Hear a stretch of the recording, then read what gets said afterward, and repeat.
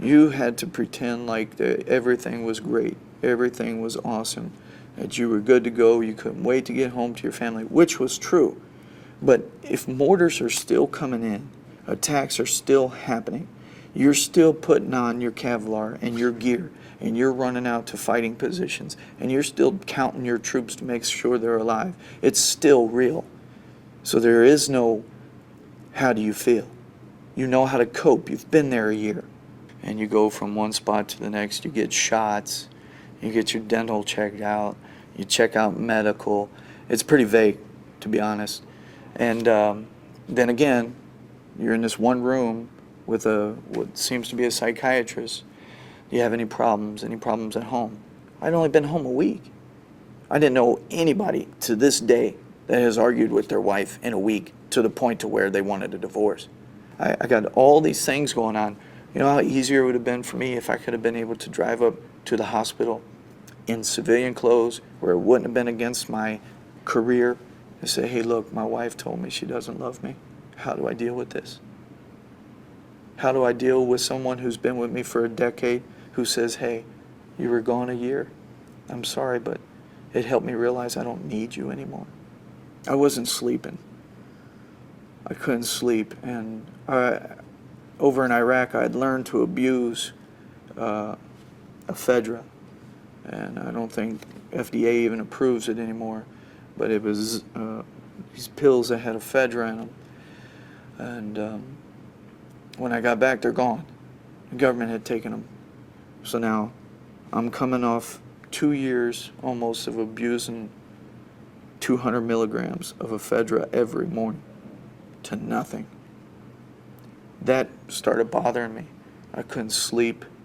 I was having medical problems. I started drinking. And drinking's been my worst friend for the longest time. And no one believes this, but I never got physical with Tara. I never did. I was different. I punched out windshields before. I had thrown keys through walls and stuff like that. But I'd never hit her. And that's when, I don't know what happened, but I got angry with her. I got angry with her at that point, and I did push her. I pushed her, and she jumped away from me. And she landed in the tub.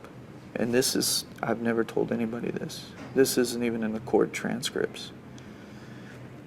She landed in the tub, and when she came up, the hair was over her face, and she screamed. The loudest scream I've ever heard her scream, and I've been with her for 11 years. 10 of them were married. And it reminded me of those screams of fear with the mortars and stuff. But she,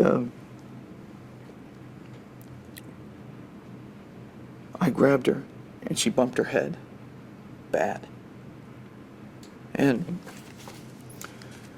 when I looked down, she was under the water, and I hit the water, release. And the water came past her face, and her shoulders started shrugging. So I thought, oh God, she's awake. She's going to really put me in jail now. I should have never pushed her. So I went back in there, and now she wasn't moving. And I pulled her out of the tub, and I leaned her over, and I was scared to death. I'm like, oh my God, please no. Then I'm starting to think maybe she took water, so I'm leaning her over so the water would come out of her mouth. The CPR I tried wasn't working. So me, as an idiot, I'm afraid Joseph's going to come home and see his mom like this. So I put her in the bed, and I tried it again, and I tried it, and I tried.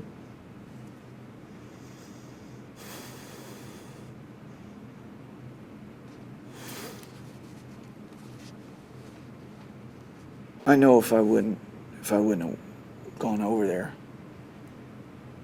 I know I'd still be married to Tara. I know that for certain.